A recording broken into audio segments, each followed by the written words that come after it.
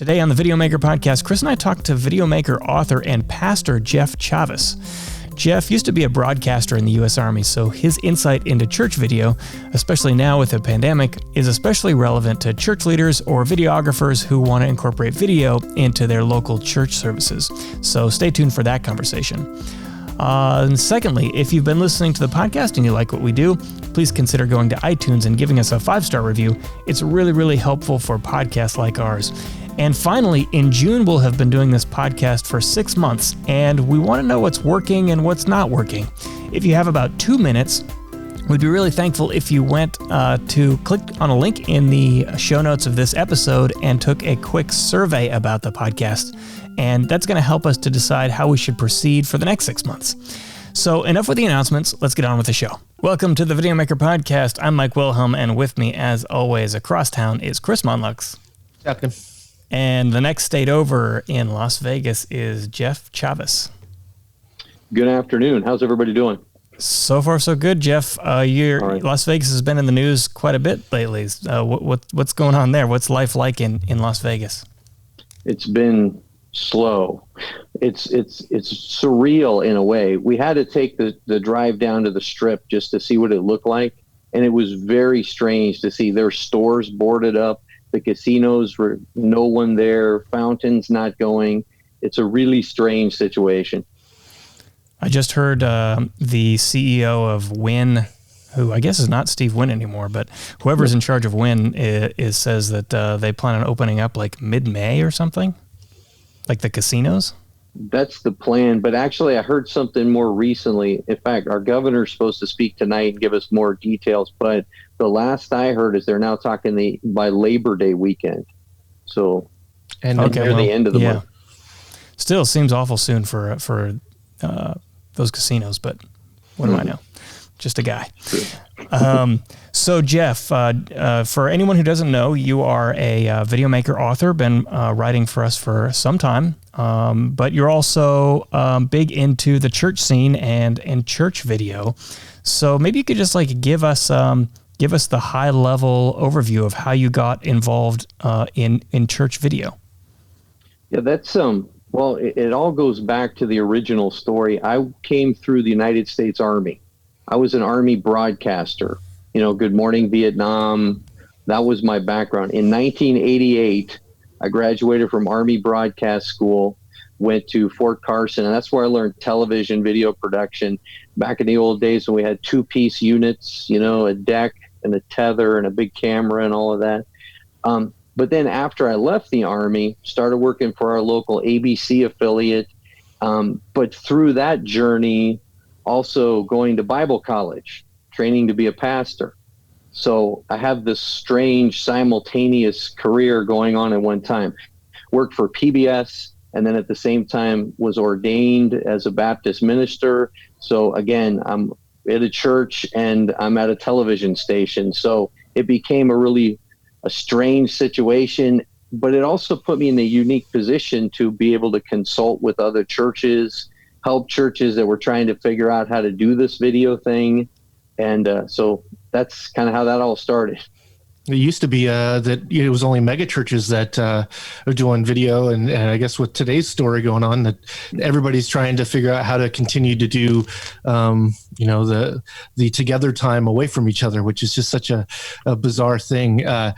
Having been in TV as my background too, it's not it's probably the exact opposite of how it feels like church. Although you can't swear on air, surprisingly enough, all of our engineers were all ex-military as well. So it was kind of an interesting dichotomy there. But that it was, there's just lots of crassness, I guess, that, as soon as the red light's off and what are you doing and that kind of stuff, which just is very different than being at church. Maybe you just use different words, I guess. Huh? Yeah, that reminds me of a story. Very early on, I was working at the ABC affiliate, and I was running what they called the flash cam, the camera that's in the newsroom.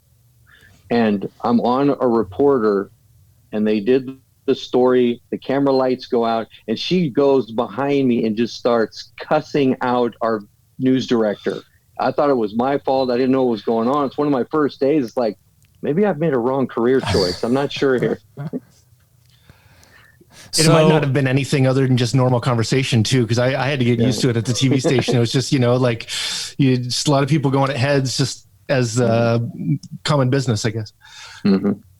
So you're talking to a heathen here, me anyways. I'm sorry. So what is the current state of church video right now? Like, Chris just alluded to the fact that people are trying to do this remote thing, but surely things have got to be way different than they were a few months ago, right? Oh, 100%. Yeah, absolutely. Well, and according to some stats that I saw online, 97% of churches in America right now have become broadcasters. Wow. 97% of the churches in America have somehow, some way, either recording a message, going online. We do YouTube Live, Facebook Live simultaneously, but lots of churches doing that. And for many churches, it's funny. My wife was just talking to a pastor's wife in Idaho who's trying to figure out how to do this for their church. And my wife's been an editor for a while, so she's got some background with that. So yeah, everybody's involved now somehow.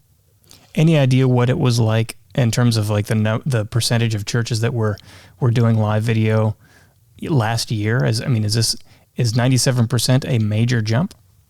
Major.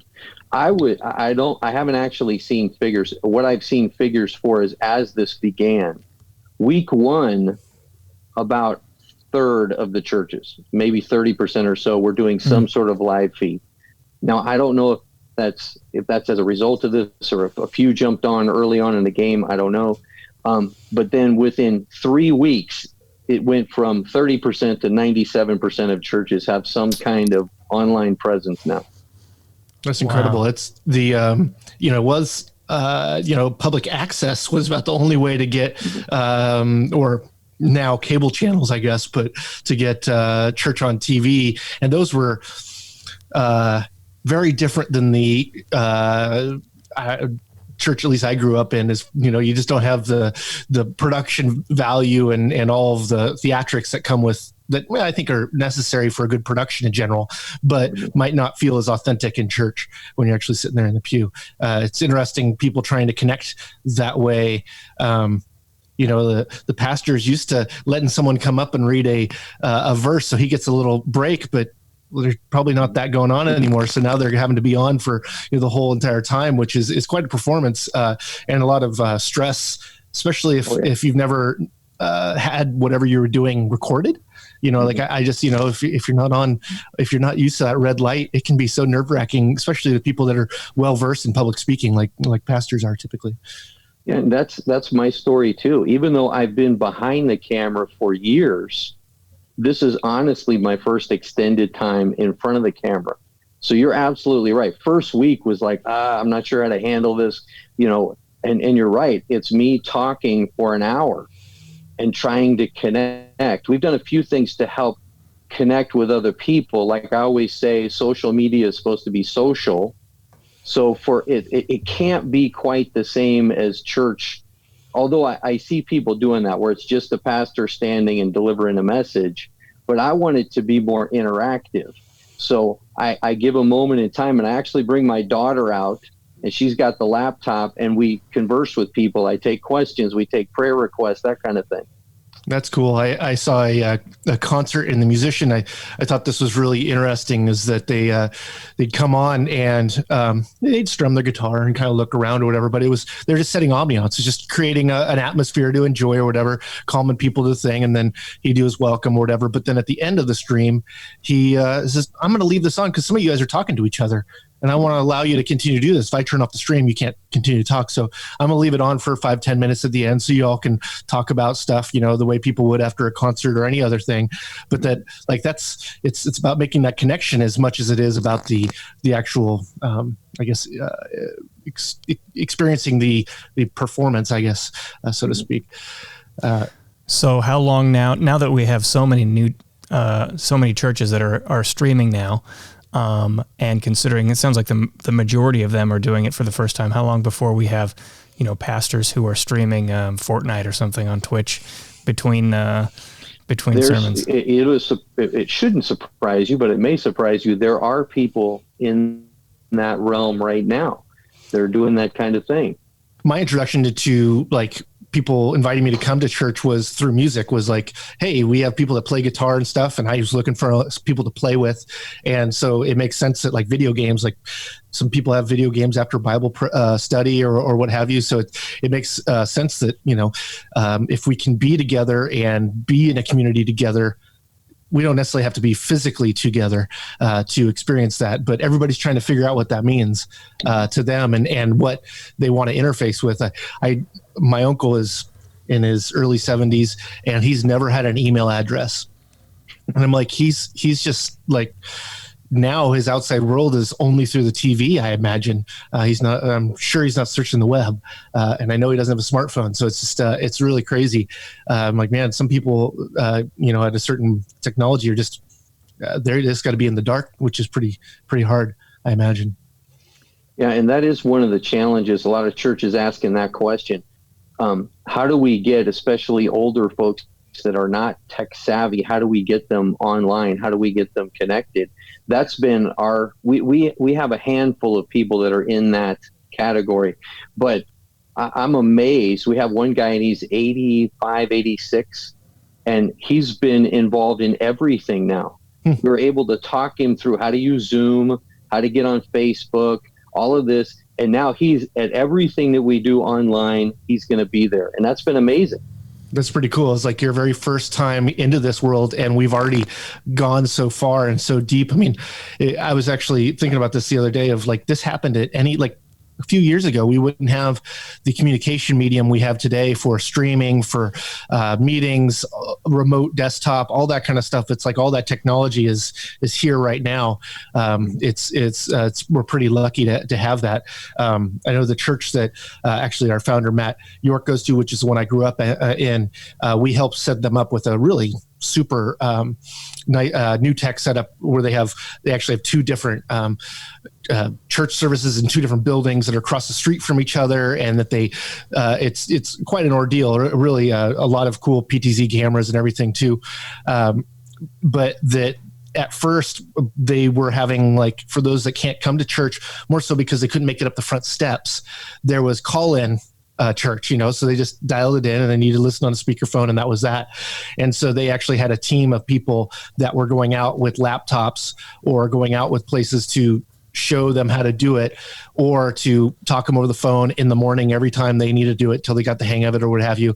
And it's one of those things, if you're not, the idea of a keyboard and mouse is foreign, although now we get to just touch screen on some things, which is, I think, a nice step in the next direction. I know my son, he knows how to use an iPad and an iPhone really well, but you give him a keyboard and mouse and he's not really all that dexterous yet.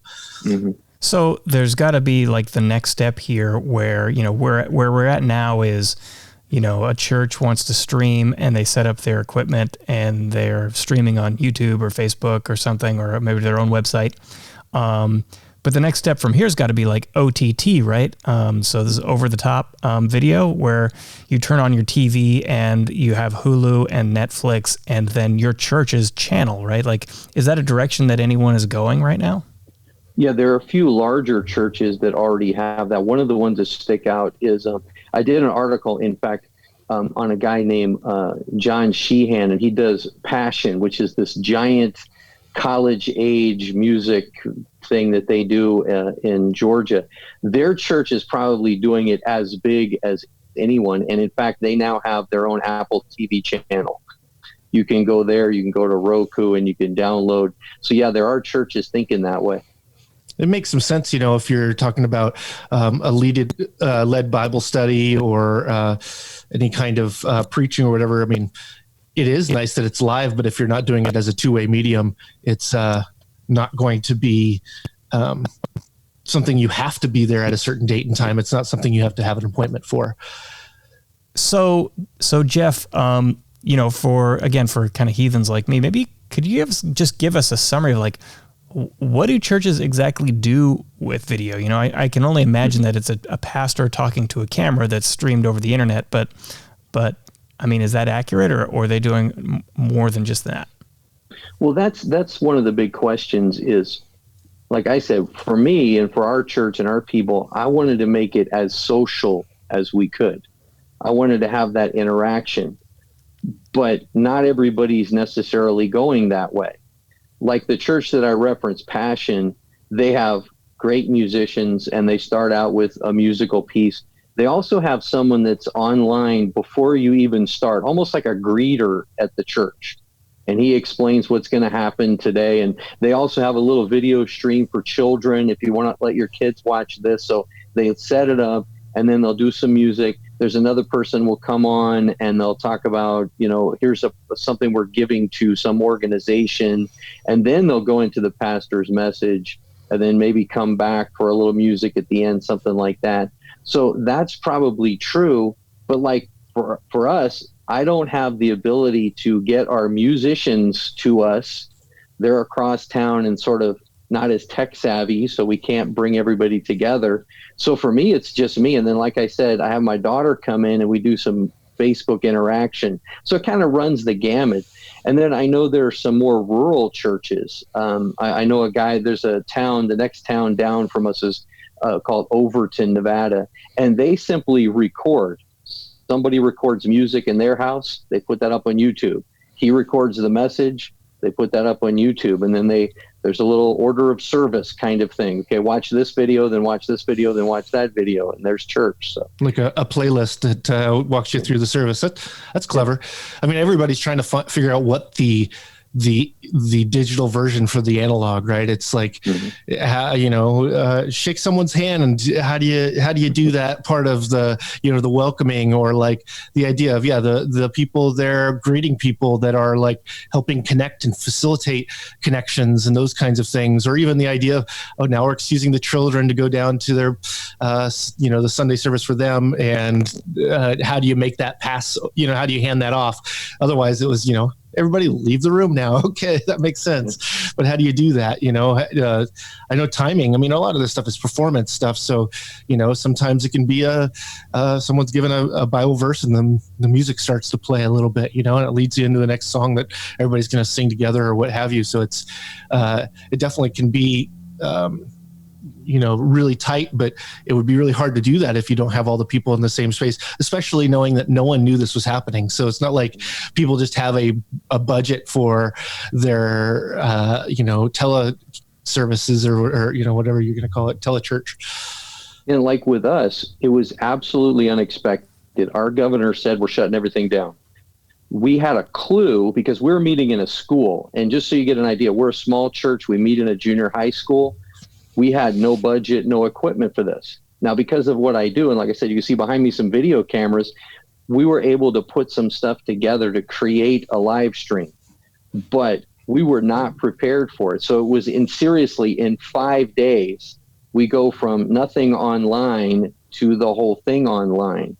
So yeah, that becomes a little challenging. So just trying to remember, Chris, maybe you recall the details with the church down the street, the Matt's church and your church. We helped them out with their live setup, their Tricaster and PTZs and all that. And I want to say that between the day that the equipment arrived and the day that they live streamed their first service has has to have been like 3 weeks or something, right? Yeah, it took them a lot of, they were talking, they have definitely a lot more robust of a system, being that they had to go like across the street to connect with. They did a lot of testing beforehand, but they were doing, all of the mixed sound going in into the switcher and everything, and them all, and having that all orchestrated. But then not only that, but they had 5 services in a day. So it's like, they have to make sure that the people that are doing all the different things and they're handing off, because not only is the service different for the earliest service, which I always called the blue tip service because it was for the older folks, and that was the stuff that was more traditionally Presbyterian at our church. So it was more hymns sung to organ. So, and then it's a big pipe organ that doesn't have an output. Like, this is something that, they have a big old giant mixing board, but the organ doesn't come in. It's plenty loud for the room. The organist controls the volume. So how do you mix that in with everything, so they had to have some room mics just to be able to have that kind of stuff there, and to try to fix all, kind of be the holes where they saw. But really, most, I think, of the passion for it was from the decline in youth to church in general. So they're, they have a more contemporary church service that's got a rock and roll band that is, more of the lights are off, and there's the only lights you see or the projection on the screen, or like a spotlight on the preacher or something like that. It's definitely far more entertainment. It looks like a performance in that way. Definitely has more ambiance. I've seen more candles lit at places like that that are for not necessarily for a teaching lesson, but rather just the feel and mood of the room. So that church, I would call it, I don't know anything about church, so I'm going to guess it's like a moderately sized church. So bigger than the church that's at the junior high, quite a bit smaller than the mega church. Took them 3 weeks with Videomaker helping them out to get their stream up and running. I have to imagine that churches now that are trying to spin up their live streaming, that don't have someone as knowledgeable as Jeff to set it up for them, must be like struggling big time right now. They're using a phone, right? I mean, the thing is it can be really simple. It can just be your phone and go live, right? But there's a lot to be desired about a stream that's that simple. But then again, what's important, the medium or the communication? So, yeah, and I've been talking to people through different Facebook groups, and that has been the big question. How do we go from zero to production in a week, less than a week? Yeah, you're right. A lot of people just using phones. One of the things that's been really big is the Mevo. You're familiar with the Mevo? Yeah. That's what we use. I have one of those from years ago, like when they first came out, and that's what we started using. But you're right. It could take a huge production, PTZ cameras and all of that, or you can make it as simple as you can. I guess one of the questions too is, where do you go from here? From our standpoint, and I know that this is true from other people I've been talking to, we get way more people watching now than we ever got in the junior high. Just to give an example, we're about 40, 50 people meeting in the junior high. We get 40, 50 people on our YouTube channel and probably 400 on our Facebook channel. Wow. It's like all the people that would, it's like everybody that comes on Easter and Christmas now has nothing to do or nothing better to do in their mind or whatever. So now they want to escape. They probably are surely wanting to connect with either other people or just the comfort of church or what have you. But that it makes a lot of sense that people be coming for that. I'd be really interesting for churches that are so closely open to the budget of their tithing. So, if they don't have a lot of tithing for a few weeks, does the church not exist anymore?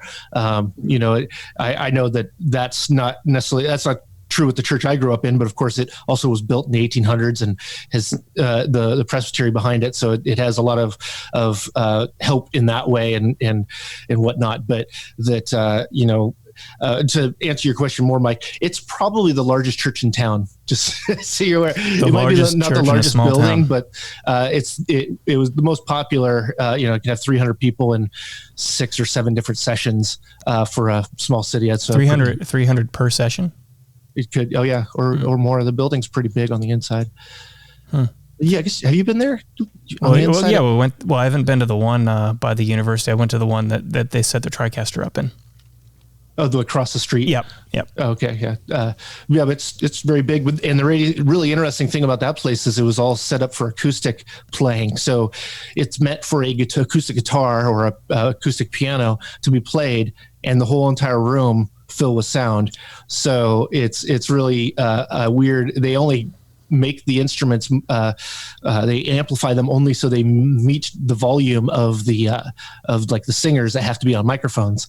So it's really kind of a strange deal as far as that goes. But there's a lot of churches that were forward leaning, I think, that have been preparing for or are trying to have something.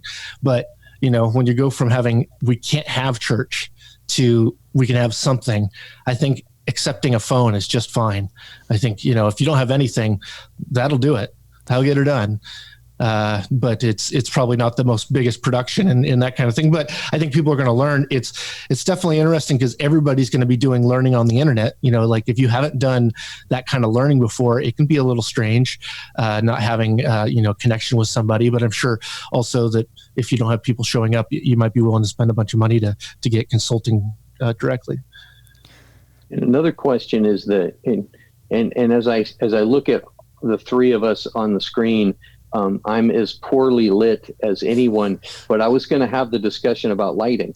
But that is one of those things that most churches were not designed with that type of lighting.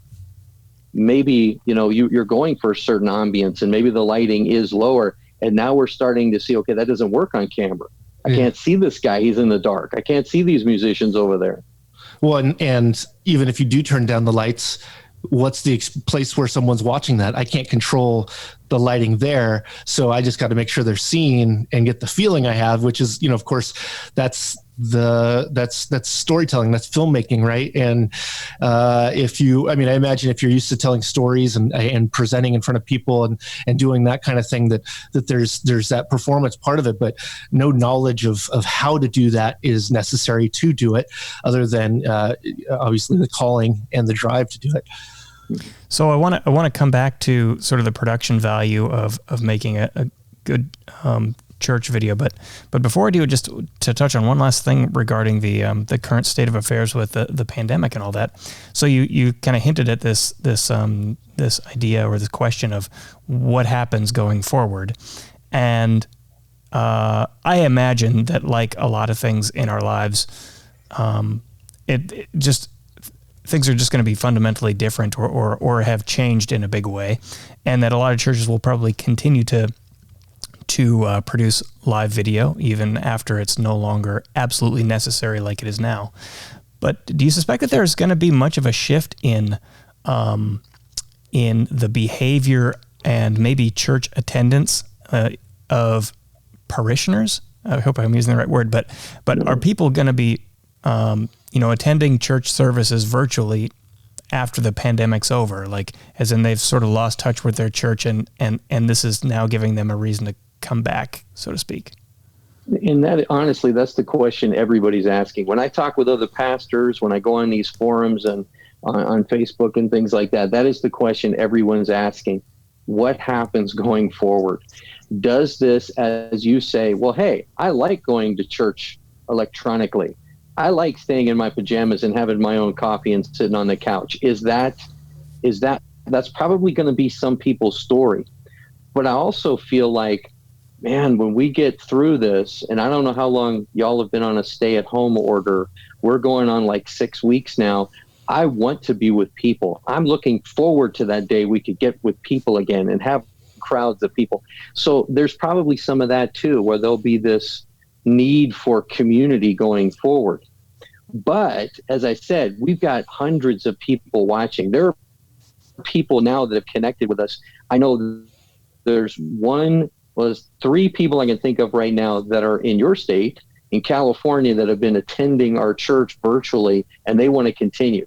There's one guy I was in touch with this morning who's in Colorado. Same deal. He and I go way back. I know him from years ago, but he wants to continue to be a part of what we're doing. And it's funny how people connect and feel like they're part of it. Yeah, I've had friends that moved away and complained just, I can't find the church for me in my community. I wish it was like the one at home.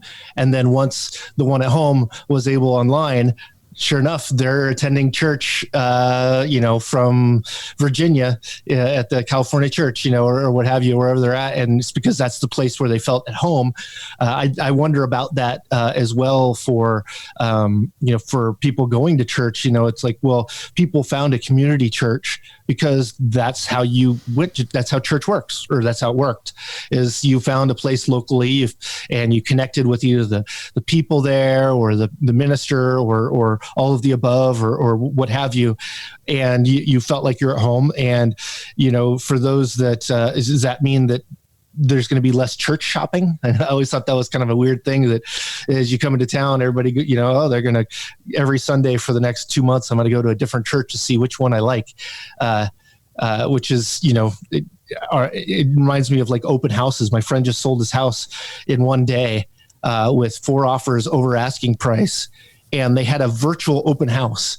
And I'm like, what's a virtual open house? That's the same as a regular ad. And they're like, yeah, except for there was live chat there. So anybody had a question about the house, the owners were there, could answer the question that they're there. They wanted a picture if they wanted to see what the closets look like, they could go over there and take a picture of it and text it to them or whatever. And it's just, how are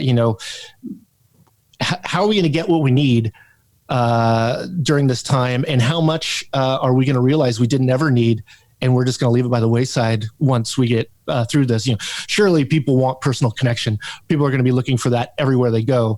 I imagine that once we have vaccines, everybody will want to go to the busiest restaurant because it is so taboo, right? You'll want to wait in line because I haven't waited in forever. Those things that you thought you hated is actually, the thing that you want to feel again. I think there's going to be a lot of that. Concerts and you name it. I mean, all those things that are really hurt now, people are really going to want and probably have way more demand than we ever had before. Like people like me, that I'd rather sit at home and have my meal there. I'm over that. I wouldn't mind going to a busy restaurant and seeing someone I didn't want to see. That's okay. Okay, guys, I say we take just a quick break and we'll be back. I want to talk a little bit more about sort of the production that goes into these videos. So we'll be right back. For years, Videomaker has been producing quality video training to help you take your video skills to the next level. Now you can access it all from a Videomaker Plus account. We've got courses covering everything from learning how to navigate your camera with our course on camera controls and settings, to learning about color grading, or even how to start a video business. Videomaker Plus has something for you. The Videomaker library is split into 4 levels. If you're just starting, try our inexpensive starter level membership, which gets you access to essential video training and a digital subscription to Videomaker Magazine. For the most professional training, go all the way up to our professional tier membership, which gives you access to our entire library of training, which covers advanced concepts like running a video business or becoming a documentary filmmaker. Plus, the professional tier is the only membership with access to our popular webinar recordings. Plus, right now, for a limited time, you can get the professional tier of Videomaker Plus for the price of the creative tier. That's $100 savings. Sign up at videomaker.com/spring deal. That's videomaker.com/spring deal. Okay, we're back. So, we're all, familiar with the basics of what makes production good for the most part, in terms of you got to have good lighting and good sound and good composition. But when you think about church videos, what is it that makes a church video different from any other, normal event video or, recorded video that producers should take into consideration? Well, I think part of it is connection.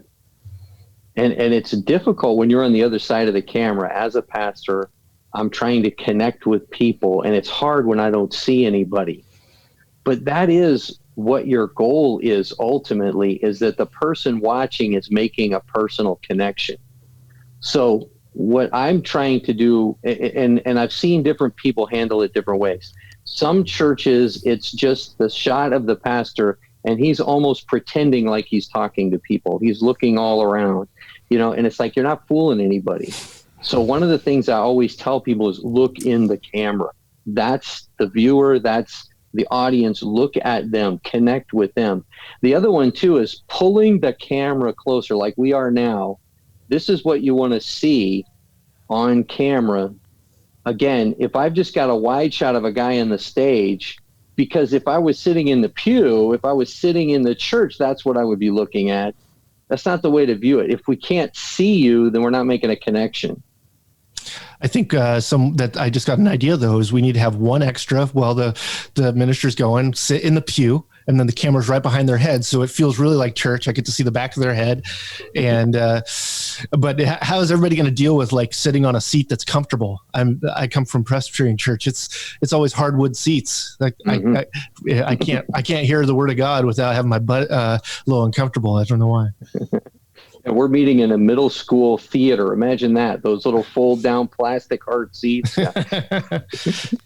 So is there a factor here with like an entertainment factor? So, when you're talking to someone who's sitting in the same room with you, they're a captive audience. But, when someone has all the distractions of home in front of them, their smartphone or their refrigerator or what have you, does that impact the programming itself? I think you have to be cognizant of that, because every one of us, we've grown up watching television. And what do y'all do when the commercial comes on? You reach for your smartphone, you run in the other room, you go to the bathroom, whatever. So there's a tendency for us to think that way. I try and tell people as we start, this is a time to engage. It's not like we're watching television. We have to have that same sense. But as far as there's certain aspects of it where we have to use the production values that are part of what the industry has grown into. Like I said, a shot that's well framed, well lit, sounds good. All of those things are going to detract from people's experience. So sure, as far as if you think about and I learned this one, the 3 to 5 second rule. People in our culture today, every 3 to 5 seconds, you need to look at something else. That's a little different this way. I try and incorporate graphics, and of course, everybody does it different. We only have one camera that we're using, like I said, the Mevo, but we don't have the ability to do multiple cameras at this moment. But that may be a thing too. I see some churches that go there where it's multiple cameras, different angles. But then again, if you're making eye contact, that requires tally lights and all of this kind of thing. So that is another factor here, which is cutaways, I guess, right? So it's important, obviously, to have the medium shot there so that you can clearly see a face or faces. But there's like a visual dynamic, like you said, with these cutaways. So for a typical church video, what kind of graphics or cutaways would they cut to? Well, one of the things that one of the guys watching made the mention of at home is, I was on camera and I looked down and read my Bible. And he says, you look like you're talking to your Bible. So that became the first logical graphic that we went to. We create everything. When I read it out of the Bible, it's going to be on the screen as a visual. That's the most logical cutaway. Other things like, again, I've seen different churches handling it different ways. Like the one that I referenced earlier, Passion. They have multiple cameras. They do this every Sunday with multiple cameras anyway, but they have one that's a moving shot, just constantly back and forth. So they'll go to that camera, and it's a wider shot of the whole shot of the pastor, and it moves back and forth. So they go from tight shot to wide shot, that kind of thing. Yeah, it's interesting because for TV we have commercial breaks, which were of course meant for paying getting money from the advertisers, but we end up using them as breaks for our mind, right? We don't have to be as engaged in something, and just like I know some people that only like episodic content. They don't like movies. They want something shorter because that they want to engage in it, or they like getting it in that way. What about the thought of like going, okay, we're gonna take a little break here where everybody can stretch, and that kind of reminds me of the seventh inning stretch, or do something like that. I know that. I mean, are you guys doing music and everything as well over the camera, or is that been dropped from the service? Yeah, we don't have any music at all. 2 reasons. Number one, and I mentioned this before too, is we don't have the ability. Our music guys don't have the ability to put all this together, and we just can't. The second thing is, and this is also one of the challenges in the system, is Facebook will shut you down. We tried I think this was the second week. I had a countdown rolling on the screen with music under it. We're getting ready to start. They flagged us immediately because I thought it was royalty-free music, but apparently they flagged it and shut it down. So Yeah, that's and it's hard because so much of that is now been set up by bots. So there's not like a person making the choice. It's just, hey, this is here. Yes, we say take down everything that's challenging us, and whoever owns it now or what have you from the origination, who knows who's in charge of that stuff. They might not be. Especially recordings. That's a hard one. I know that.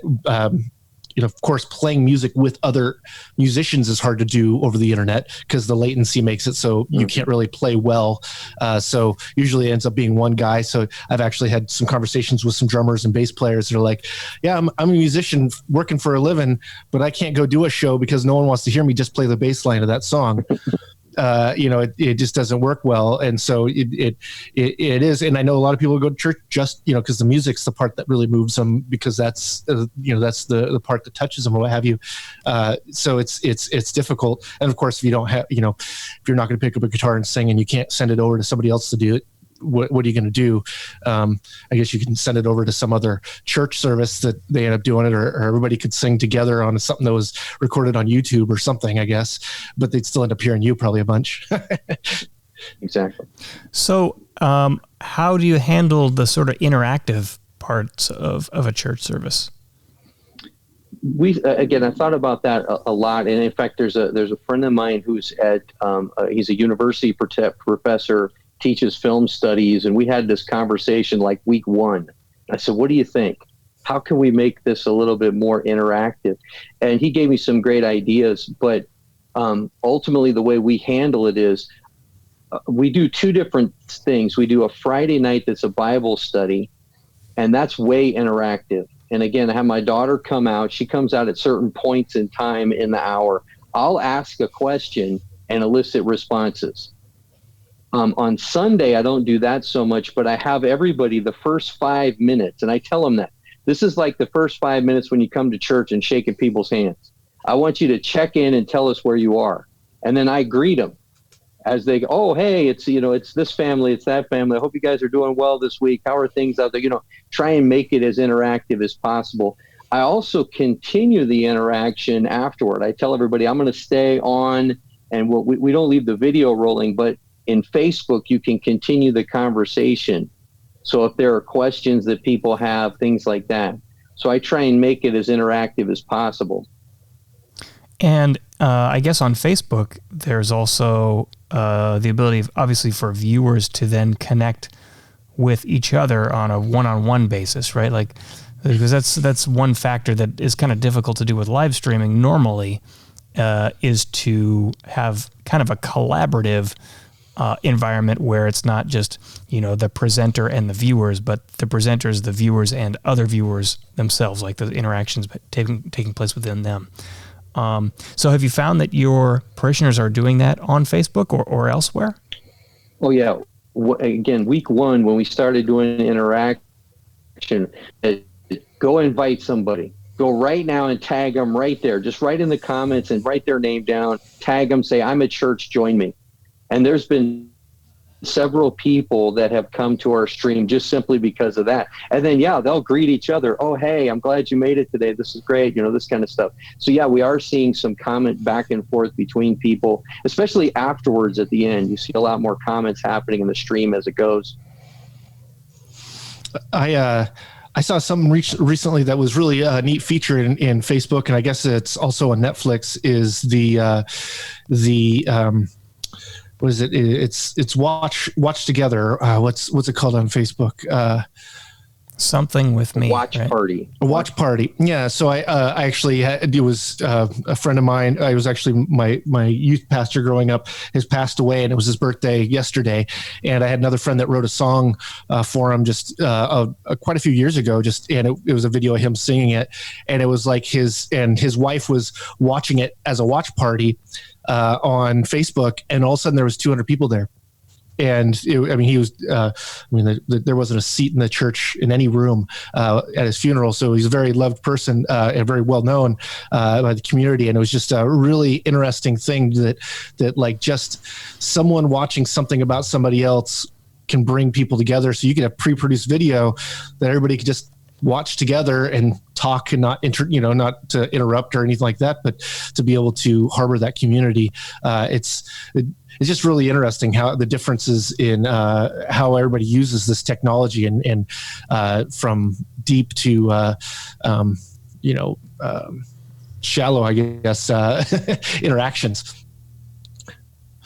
So Jeff, we talked about kind of the ways that church streaming video or church video generally is different from other event video, but one thing we haven't touched on is like the technology behind it. It sounds like while you're not new to video, you might be somewhat new to streaming your own services. But is there much technologically out there that is specific for churches to conduct their events? There are a few different organizations. Like there's a big church out of Oklahoma. Craig Rochelle is the pastor, and they go by lifechurch.tv. When all this went down, they immediately opened up a streaming platform and said, anybody who needs help, here we are. Mm-hmm. And they created a system where people could go online to their website, and I think it's their website, and it's got a different name, like /church streaming or something. So there's been a few that even opened up since all this has happened. But there were a few, there was an organization out of Seattle. They do different Bible programs and things like that. And they had just started to do this, and then they made it free when all of this happened and things like that. So yeah, there are programs out there. It's interesting. We made a course called Church Video Production. Was it about a year and a half ago, Mike? Maybe 2 years ago now. And we had a workshop that was associated with it. And I think really what we found out is that those that are interested in that kind of production are scattered all across the country. And so getting everybody together is a little bit difficult because even the biggest city might have, a dozen people that are interested in it. But, we couldn't find the centralized area for it.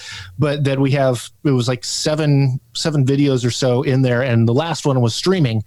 But we were like, should we include streaming? I don't know. I mean, it's kind of new. All the rest of it was just typical video production tips applied to church. I know for me, the video work that I'd done for churches were videos that go along with the song, videos to go along with a sermon, tithing videos to show what people are tithing for, those kinds of things. But none of it was broadcasting in any way. It was all just video production. So for a lot of people, the idea of broadcasting is so foreign. Even if they've made videos and that kind of thing before, they didn't come from a TV background. They came from a film background, and broadcasting's not in that vocabulary, right?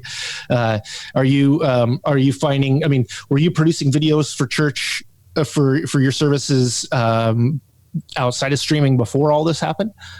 We were doing some video production. Mostly, we were doing it as an outside thing that we would do for other churches. Again, we have a small church, and it is so ironic because about last summer, I started to unload a plan to our leadership about where I want to take our church in the future. And it includes doing more video. So we've been thinking this way. But you're absolutely right. Live streaming wasn't even what I was thinking of. I was thinking of producing, different videos, maybe testimonies of people, different things that would go together with a sermon, something like that. I wasn't necessarily thinking in that way. I would also like to add too, I think if you guys did some sort of a seminar, something right now, you'd get a whole lot of interest. There'd be a lot more interest than there was before.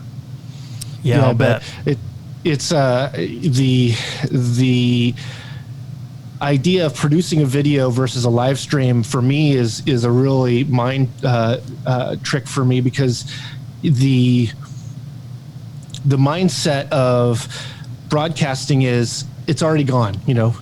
The moment is already behind us. We're moving forward.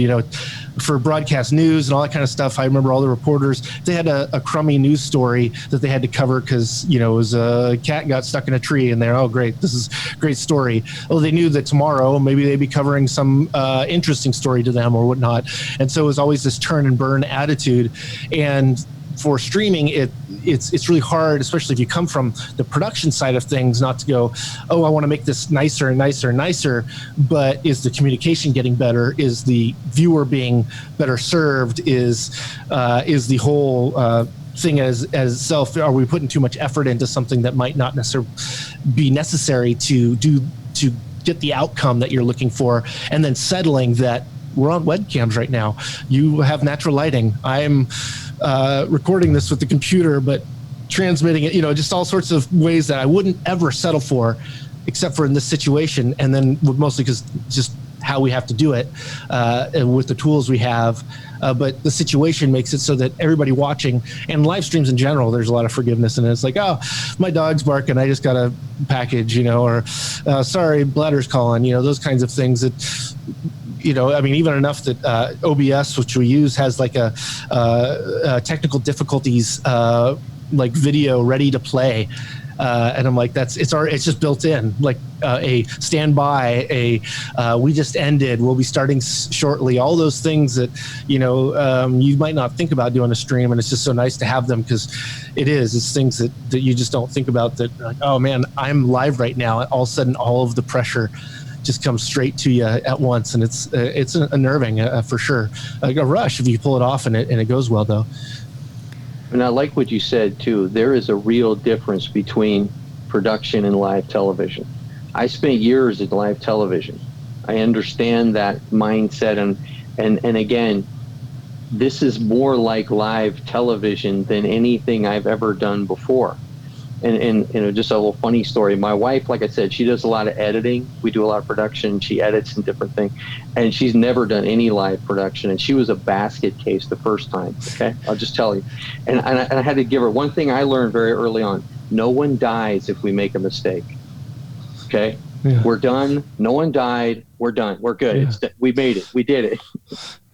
It's well, and it is so, it's so different from a mindset, because if you have the time, you want to make everything perfect. And so your idea is control, manipulate, that kind of stuff. And it's like, no, I have to let go of control and manipulation to be willing to be a broadcaster, because there isn't, we don't have a 5-second delay. There are reasons why people get fired for saying the wrong thing on camera, but that, it is a lot of times just so much behind you immediately that, the thing people take away is that last thing you talked about, and maybe some impression during the stream, but they're not going to remember the whole hour or 2 hours or whatever the strength of the stream is. So sometimes it's just being willing to accept that the imperfect, which of course is probably a really good thing to practice at church. So, but then too, that is part of the connection, I think too.